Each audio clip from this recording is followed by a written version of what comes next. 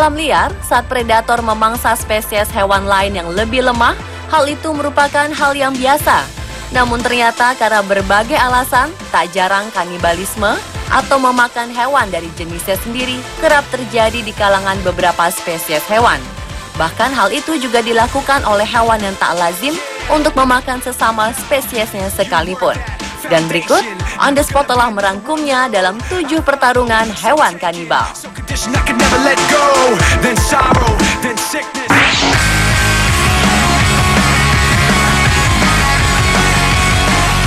Diawali dengan pertarungan belalang setandu atau belalang sembah. Serangga yang biasa disebut praying mantis ini merupakan satu-satunya golongan serangga yang menerapkan kanibalismenya kawin, yaitu perilaku menyerang dan memakan individu satu spesies yang berlainan jenis kelamin.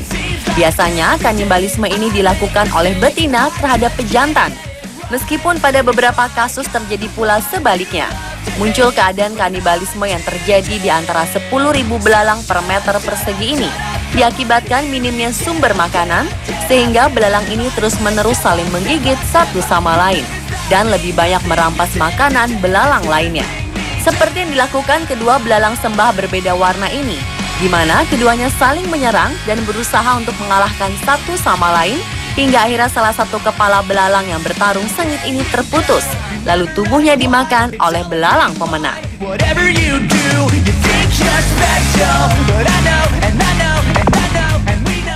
It starts with I don't know why. It doesn't even matter how hard you try.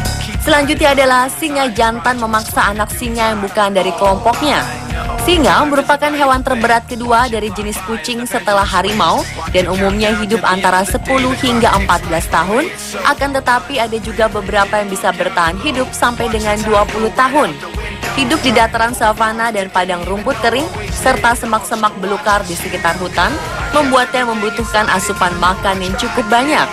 Dan untuk memenuhi kebutuhannya itu, para singa betina biasanya harus berburu mangsa demi kelompoknya, terutama singa jantan. Namun jika singa jantan sudah tak dapat menahan rasa laparnya, ia pun bisa menjadi kanibal. Seperti yang dilakukan singa Afrika ini, yang dengan cepat menangkap seekor anak singa jantan. Namun yang disantapnya bukanlah anaknya sendiri, melainkan anak singa dari kelompok lain. Tanpa perlawanan yang berarti, singa jantan itu membawa anak singa naas itu dengan gigitan giginya yang kuat dan tajam.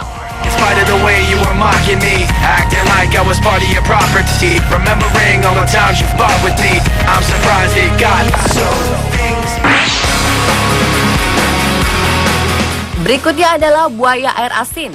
Praktek kanibalisme ini rupanya bukan masalah karena dinilai turut membantu stabilitas populasi buaya. Sebuah penelitian dari Florida Fish and Wildlife Conservation Commission mendapati bahwa antara 6 dan 7% anak buaya menjadi makanan saudaranya yang lebih dewasa. Meski presentasinya kecil, kanibalisme ini menjadi faktor yang penting dalam menjaga kestabilan populasi. Seperti peristiwa yang satu ini, seekor buaya besar yang berada di sungai terlihat dengan mudah menggigit bagian leher seekor buaya lainnya yang berukuran tubuh lebih kecil darinya.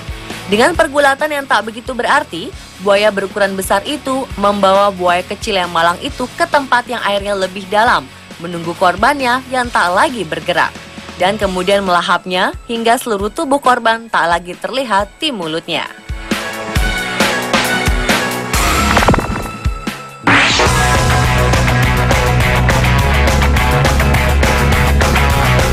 Berlanjut ke hewan simpanse yang juga melakukan kanibalisme dalam kelompoknya. Sekawanan simpanse lapar di wilayah Pantai Gading, Afrika Barat terorganisir untuk berburu dan mencari makanan untuk disantap bersama. Meski umumnya simpanse merupakan hewan vegetarian, namun rupanya mereka juga tak jarang memangsa monyet kecil maupun simpanse dari kelompok lainnya, terutama di musim panas. Dengan sigap, simpanse ini mengejar simpanse naas itu hingga ke atas pohon. Meski simpanse menjadi incaran itu terus menjerit meminta pertolongan kawannya, namun tak satu pun dapat menolongnya. Dengan kerjasama yang tangkas dan diliputi rasa lapar yang teramat sangat, mereka pun berhasil melumpuhkan simpanse mangsanya itu dengan gigitannya yang kuat.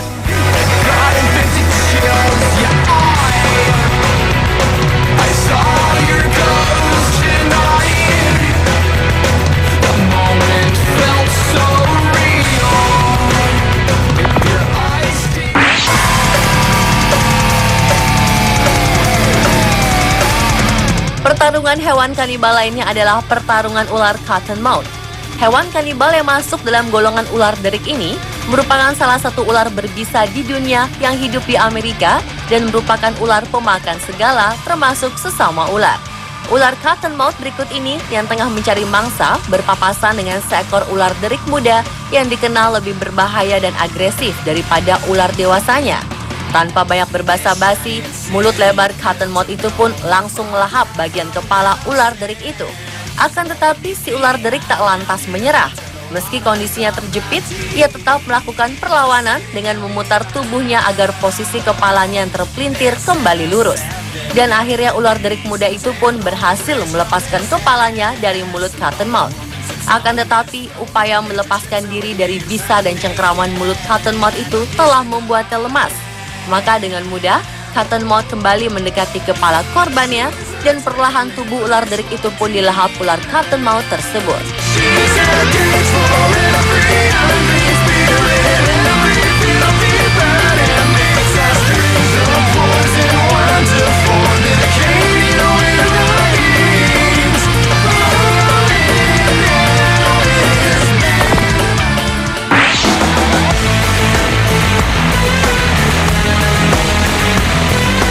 Hewan kanibal lainnya adalah jangkrik Mormon. Setiap tahunnya, berjuta-juta jangkrik Mormon sibuk melakukan migrasi untuk mencari sumber makanan. Bahkan tubuh sesamanya sering menjadi sumber makanan. Jangkrik Mormon sebenarnya bukan jangkrik, namun tonggeret yang punggungnya memiliki lapisan tulang semu. Dalam mengkonsumsi makanannya, yang dicari serangga-serangga tersebut adalah protein dan garam dari sejumlah sumber makanan yang mengandung nutrisi ini. Bahkan mereka juga memakan lapisan exoskeleton yang dilepas dari badannya. Namun beberapa jangkrik yang lapar tidak sabar menunggu exoskeleton lepas. Dengan sigap, mereka akan memangsa badan sesamanya yang sedang mengalami pergantian exoskeleton di dekatnya. Saat diberi asupan makanan yang mengandung cukup protein dan garam, sifat kanibalnya akan berkurang.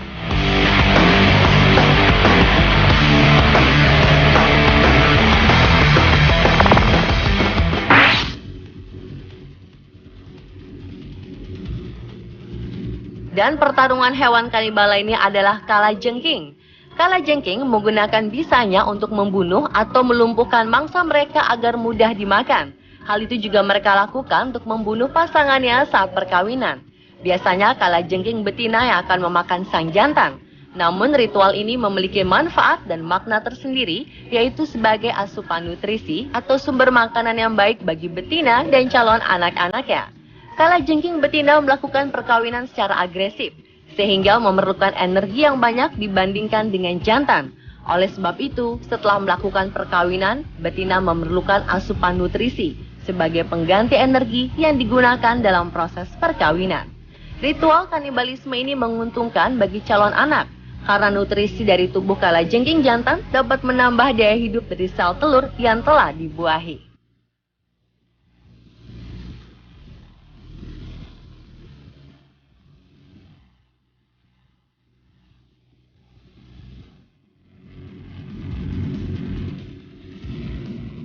Pemirsa, itulah ketujuh pertarungan hewan kanibal versi On The Spot.